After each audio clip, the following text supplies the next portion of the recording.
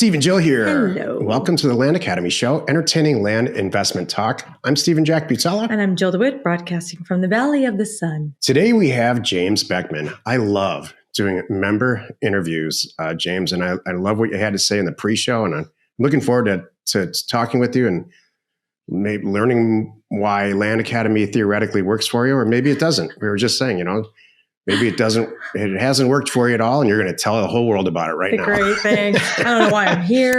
Yeah. So start us off with a little bit of background, how you found us, maybe what you did for a living before this or what you're doing now. I'd love to hear all about your experience. Sure. So I kind of came on, let me see, I live in Colorado right now. My wife and I moved here with our two kids when they were young enough. That was 3 years ago. And before that, I was doing software engineering, programming. I was working for a lot of startups. It was really fun, but I also got pretty burnt out doing it. When we moved out here, my wife transitioned to a different company. She loves it. I decided, I was like, man, I need to find something else. So I started looking around a lot, and I pretty quickly figured out that I think I wanted to do something with real estate, didn't know what. At one point, I ended up buying a house on auction online in another state. It was kind of a mess. And at one point, there's a local investors group, and a gentleman there, Dave Van Steenkist, I've seen his postings on land investors from the past. He gave a presentation on doing land. And I thought that this is really interesting.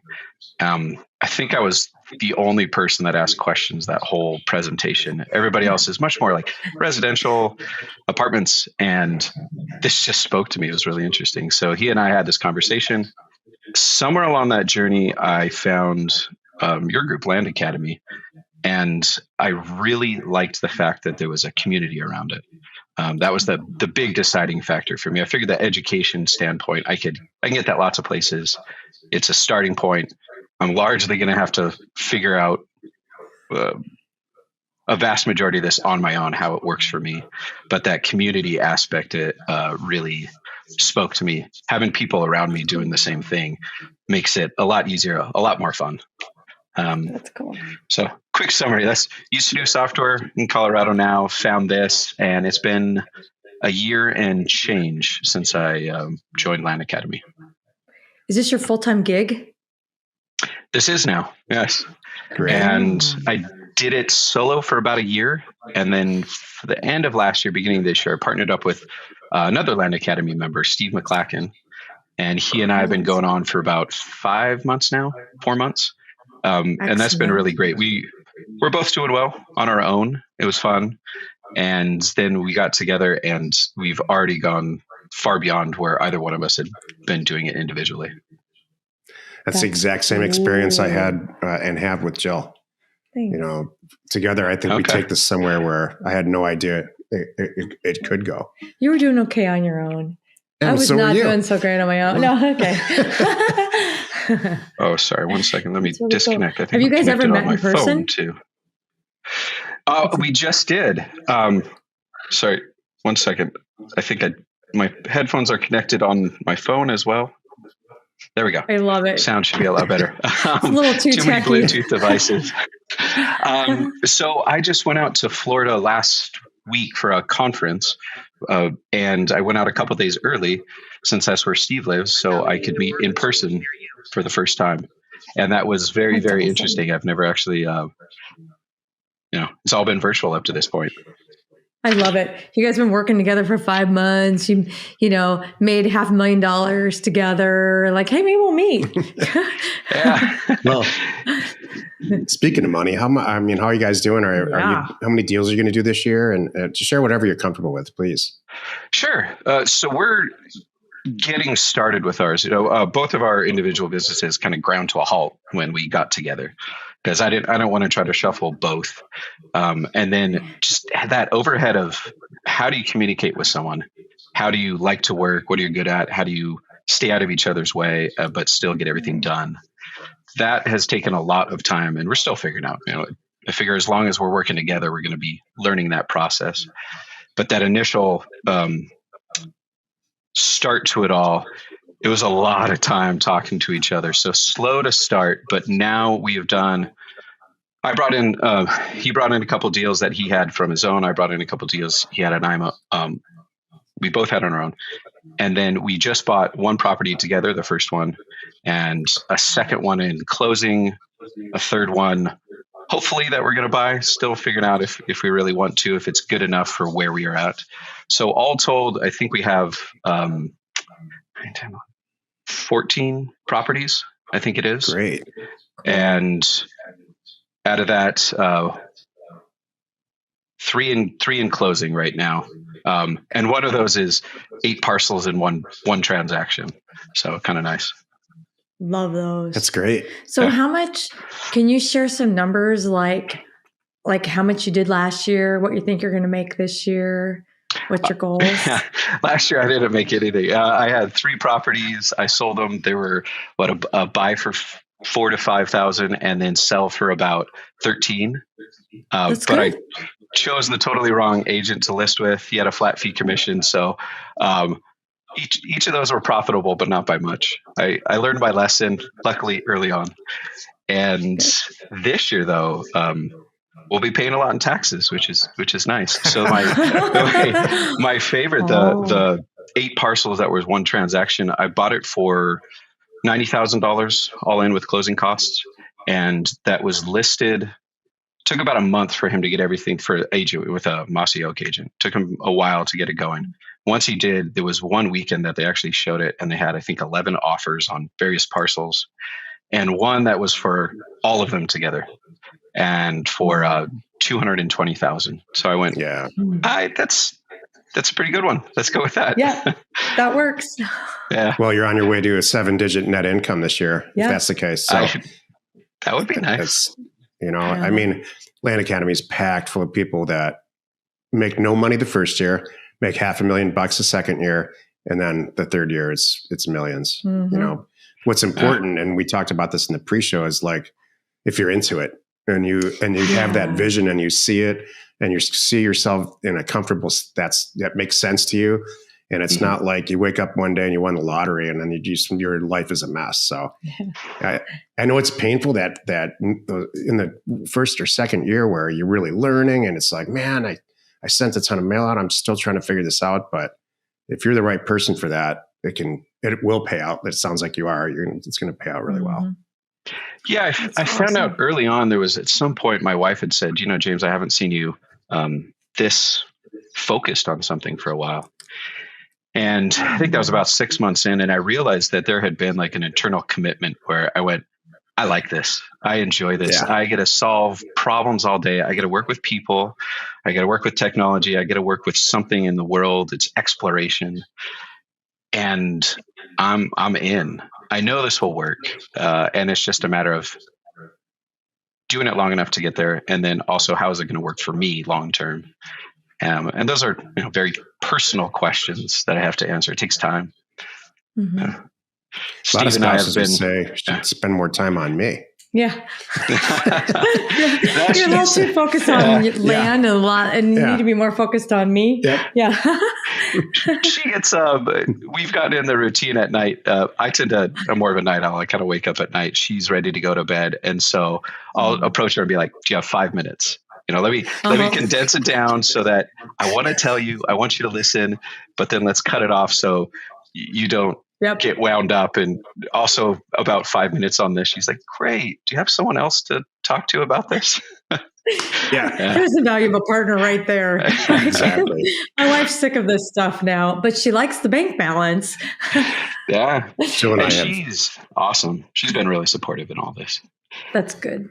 Jill and I have so many rules about this. Not in the bathroom in the morning, right? Please. It's 5:05 p.m. Yes. No more talking about anything. I have a drink in my hand. You see this? Now is not the time. Or I have a drink in my hand. You have 3 minutes. Go ahead. That's true. I'm setting my watch. Yeah. And it's always me doing the talking. She doesn't care. I think that's the way it is with my wife and I too. Yeah. Yep. I get excited. Awesome. It's fun. Did you have any learning curves? I mean, so you came in, did you have any experience at all in real estate before you did that house auction? No. I guess vaguely. I remember growing up and my parents, I think, had a couple rentals. I remember going and working at them, but not really, it wasn't a family business. I hadn't owned anything. Right now, where I am in Colorado, this is the first time I have like bought a house even for myself, just renting before this. So not really, but there was something about, I don't know, real estate that just really stuck with me. There's it's very tangible.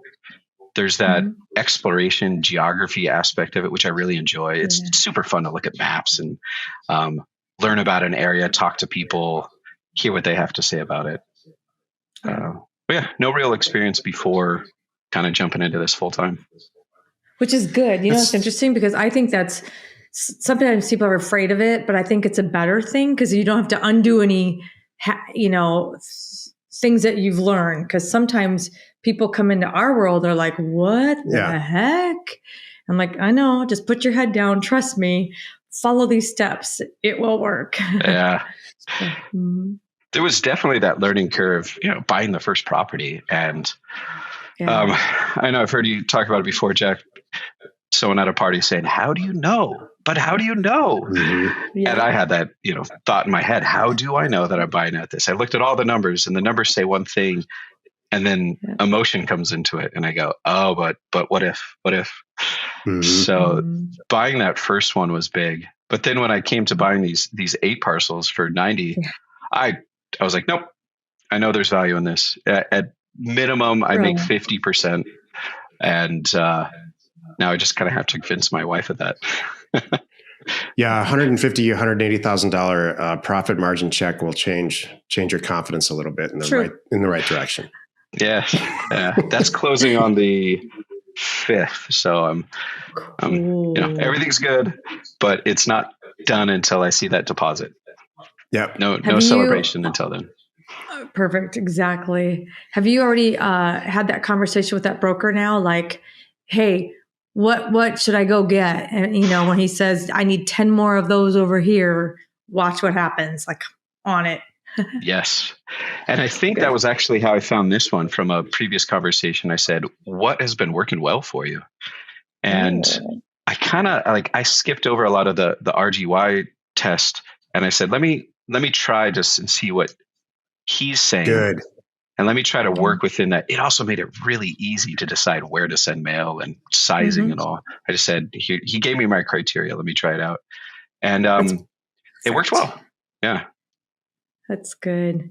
And now you got a great relationship with this guy. Yeah. So hopefully you guys can just, he can be your, eyes when you need him. Like I'm about to close. What do you think?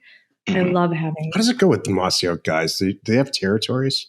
Yes, they do. They do. You can't go over a certain line or something. I don't know if it's how far they're willing to drive or if they divide it up on the map. But I just know, like my guys will say, I don't work over there, but I have call this guy. Okay, kind of thing. They've kind of handed me around when I had a couple in a county that didn't work, and they said, let me make an introduction. Here's the guy to go talk to over in that area. There's something about them. I think that I don't know if this particular community is drawn to them or what, but it seems like a lot of veterans and they just love land, and some of them will show up on horseback and ATVs and really take these people out there. It's a lifestyle more than a job. They really do love it, and I, like us, I appreciate it's our that. lifestyle too. And it's not, sounds like it is with you too, or it's becoming that rapidly. Yeah. It's just, I just understand it for some reason. Do you drive your family nuts driving around the car? Like one of you has to navigate, one of you has to drive, and you should look at property the whole time? My oldest daughter, she's almost 7, and she, I love it. There was one day years ago, and I was talking about distressed properties, looking around, driving for dollars kind of thing. And so now every so often she's like, look, Dad, it's like distressed property. I was like, yep, you got it, kid. And so I love it. Today, school was closed. So she was out. And the thing that she was really excited about, she said she wanted to set up a lemonade stand. I was like, let's make it happen. So she went out. I made the lemonade. She got all the snacks. Her pricing, I love this. She wrote this out herself, and it said, lemonade is $2, snacks are free.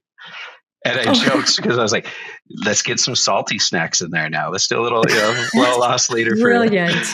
She made $10 all from our neighbors. She ended up even going around to the doors and knocking on our neighbors' doors to let them know that there's This is lemonade.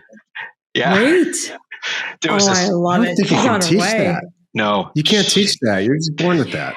it was this like emotional high moment for her when she went and made it happen herself. It started to get really windy. She's out there holding everything down. And then we live where we live is a pretty quiet neighborhood, so not much foot traffic. So she drummed it up. Yeah, it was really That's cool. great.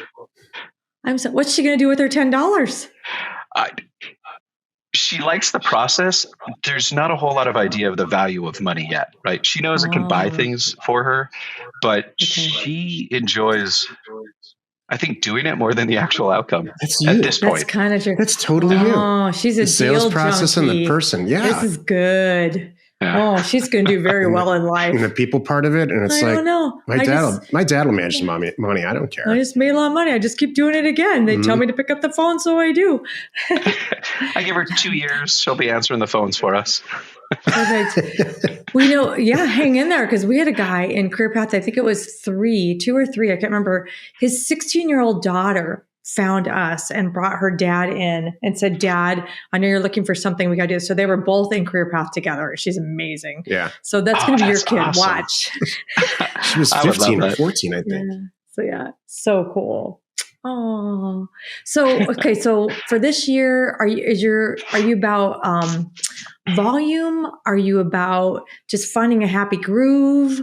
What are you guys trying to accomplish now? We've been talking about that. A lot of our conversations up to this point has been about process in the business, but a lot of it has been about values and where do we want to go. Cool.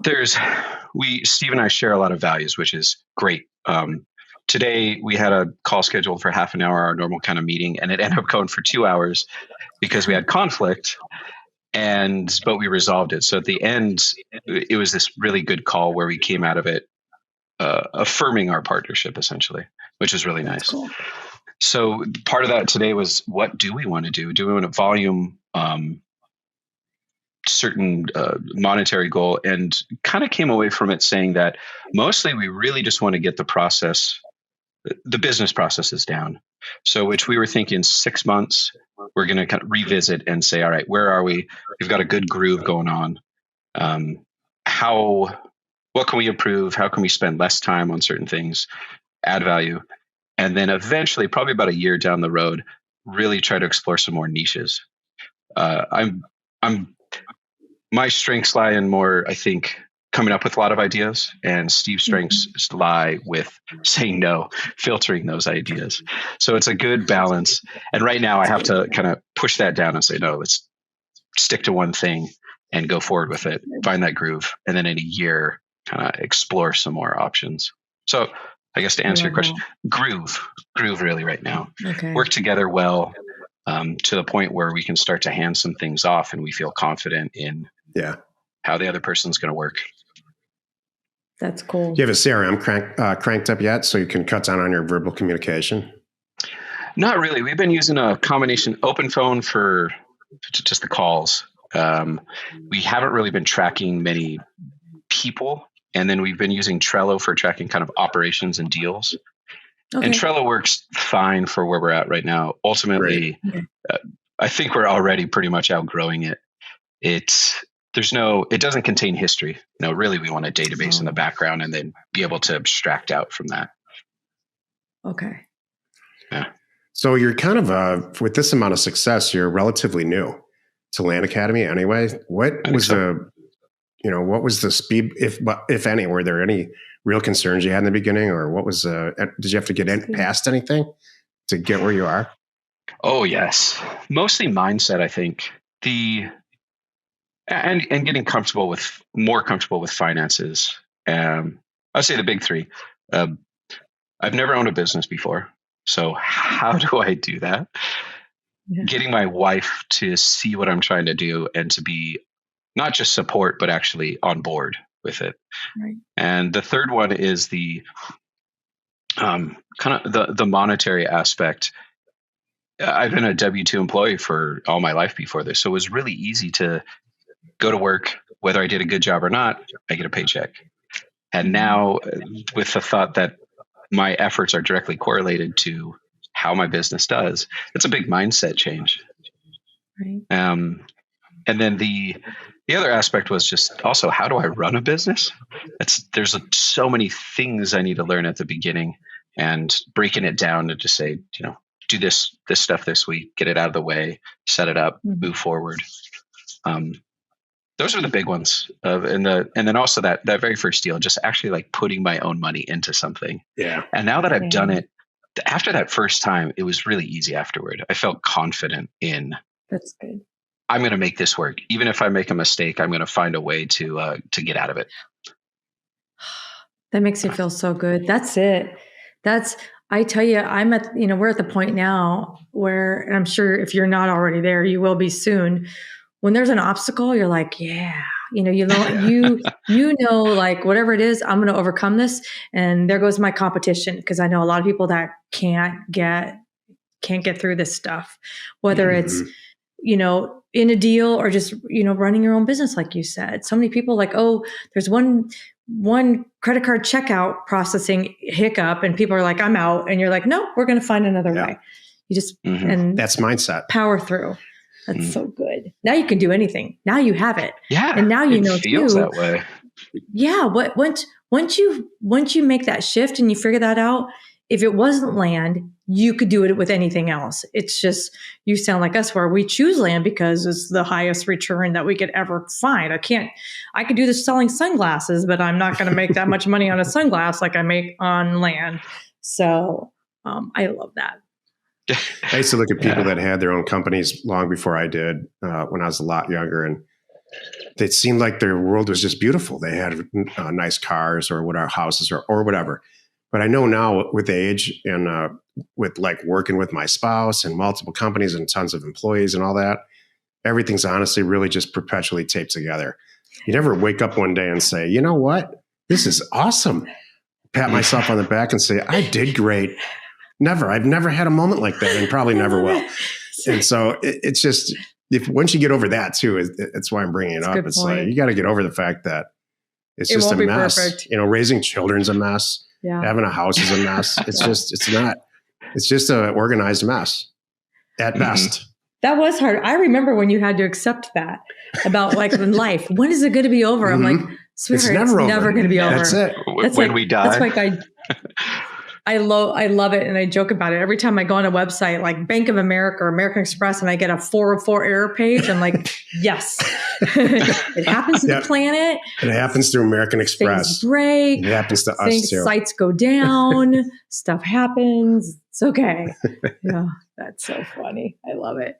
What's interesting too is that I love what your point, James, about this Land Academy and a community. It's interesting.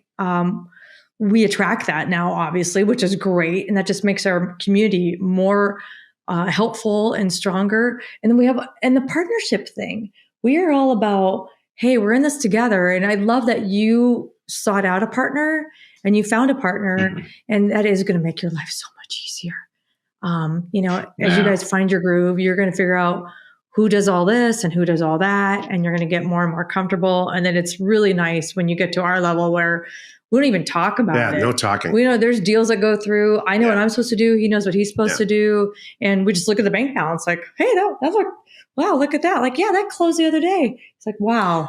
Back in the day, we had daily meetings, then everything for a long time. Yeah. And then, first of all, it wasn't even that organized. Every time something went wrong, we would say, hey, let's interrupt the other let's person. talk about it for 2 hours. Yeah. That's silly. And then it became, we got wise enough to do a meeting at 10 a.m. every morning for 5 days. And then it became once a week. And then we got Airtable.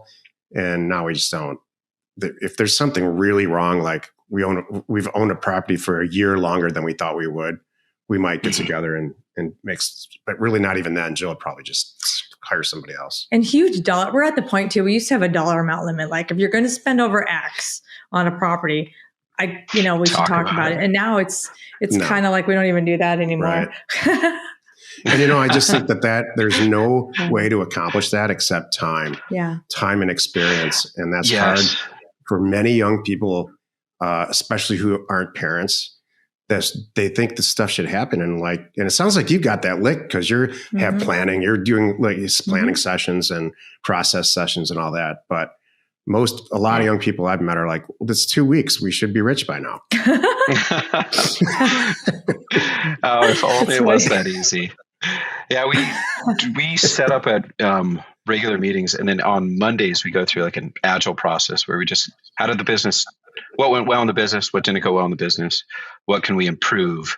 So it's just that constant small improvements, kind of Kaizen mindset, and that's helped a lot. But it's funny, one of the things that came up a lot was what didn't go well is our meetings are running too long.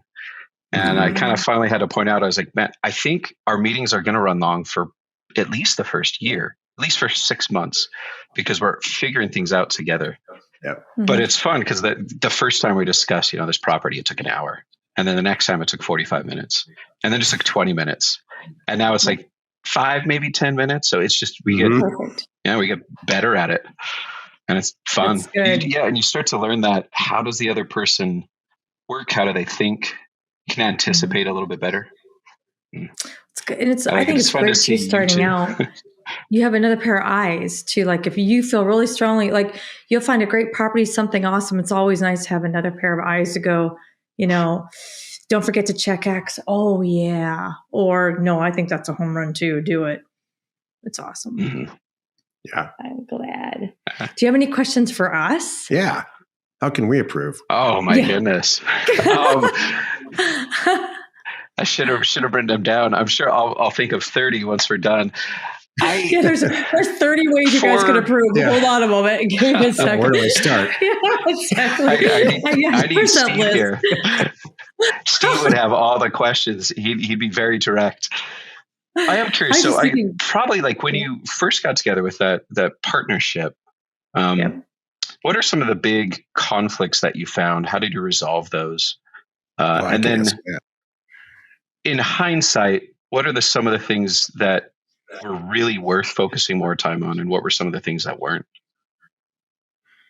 Okay. For the first part, like the working together conflicts, we found each other accidentally doing double work. Yeah. No division of responsibilities. And partially we didn't, we were still learning who's good at what. And there was a little bit of a trust thing where, not to throw you under the bus, dear, but there were times that I'm like, I got this. And I think that because I was so new to it and he had, over decades before me. So I'm like, I got this. And then he would kind of go behind me and kind of try to do things and kind of accidentally goof up some of the work that I had done. Like you should never have 2 people talking with one seller. Yeah, that was it. We did that several times. Yeah. And and I made these great deals and he accidentally undid them. I'm like, yeah, and I would agree to more. I had it for 10. He goes, well, I just offered 15. I'm like, what are you doing? Yeah. So that was a lot of it. We had to divide up the roles, trust the other person. We'd give each other like parameters. He's like, so if you can get it under here, I don't care what you do. Then I knew that. Watch how far I'm going to get it below that. And then eventually he stopped asking and stopped even talking about it. So that was it. And then staying out of each other's way. I mean, the division of responsibilities was huge. When we figured that out and I became data and she became sales, that was kind of life-changing. And then I'll tell you another moment, and it was a couple of years later, was where we got Microsoft 365 and we scheduled meetings with each other and she could see it, I could see it. And that allowed us to really, from an organizational standpoint and a file structure standpoint and all of that, really remove the amount of day-to-day conversations that we had. So that, again, I mentioned it earlier, we would schedule meetings with each other. Even if, I'm a huge fan of, I probably take it to an unhealthy place. Yes, he does. I don't want to pick up the phone if she's calling me. I just don't. I'm working on something. So, but if she schedules a meeting and it's in Outlook for 15 minutes from now or a half hour from now, I can get my head where I need to be, finish what I'm doing, talk to her for 15 minutes. And this goes for, we have a lot of employees now with all the Land Academy companies and O2O and all that. I say the same thing to them. I'm just not going to answer the phone. You got to schedule a call with me. And that's really changed when she and I started doing that on our own. I think we probably had one. That was hard for me. He does use that calendar. He takes it to a little bit of an unhealthy level, but that's okay. like we're going out to lunch. It's in the calendar, kind of thing. And if it's not in the calendar, don't expect me to be there. It's really true. Yeah. Oh, that's me. Our kids are the third one's almost out of the house. He's a senior in high school, and he schedules everything in the calendar with us. Yeah, now. he's learned. He knows not to just walk up to us and say, "This is how it's going to go." Right. Prom's in the calendar. Literally tomorrow. He's going to prom tomorrow. It's in there. Yeah. And all the events before prom. Yeah. Leading up to helping get a suit. Yep, that's in there. And then we had all the regular stuff that couples work with. We had to work through that. And we did. We finally got to the point where we've really conquered that. We know. And I was just so your second part, James, what do I wish I focus on more of and less of? Yes. I have learned, it's taken a long time to stop trying to learn to solve some of our problems when there's professionals out there.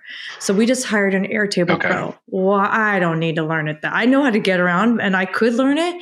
Should I spend a week of my time or hire this guy in Canada and pay him some money and let him do it the way I want it? It's an insignificant amount of money, by the way. Exactly. So I can focus. So that's a lot of the things that we do now too. I'm hiring a lot of pros for all kinds of little things. Like if you're new starting out, you do not need to learn how to make your own website. Don't bother. Find a guy, pick out the colors you want, give him an example, give him the verbiage, the content, and let them do it, make it pretty. So that's a lot of the stuff. I'm driven by this concept I've created called chasing zero, where, and it's a fancy phrase for being lazy. I'm always trying to if I have to do something that I don't want to do, which is always, I'm going to try to figure out right when I'm done doing it, how I can put a system in place or a person in place or whatever's going to happen so I don't have to do it ever again. It's true. I'm driven by chasing zero. So, yes. And Jill had to learn, and I say this respectfully. It's okay. James is getting a little. You pulled us into a little self-help counseling section. I love it. Here. I identify with a lot of this. Good. Some of this is some of it's gender. There's some of it's gender driven. More of it probably is professional background related. Where Jill's was and no longer is, but was very comfortable half of her day doing crap she doesn't want, and then. And I fell into a pattern where she became like my assistant, and that was awful. Yeah, awful don't let that happen. Awful for me. So instead, now she's hiring out everything. We don't do, if we didn't have Land Academy and shows to do like this and stuff, which both of us admittedly we love it. We would probably work 4 hours a week, maybe. And I'm not recommending that to you because you're still starting, but at some point. You can get with there. Your kids this little, you're going to really enjoy your kids in their tween and teen years, which I think is the years that really matter. Except for little girls, but we won't go there. That was really? That was super little. 6-year-old girls or 15-year-old girls. Oh, they're a blast. Especially for the mom. Oh yeah, we're just like best friends. I love it already. They're getting so much more independent every day.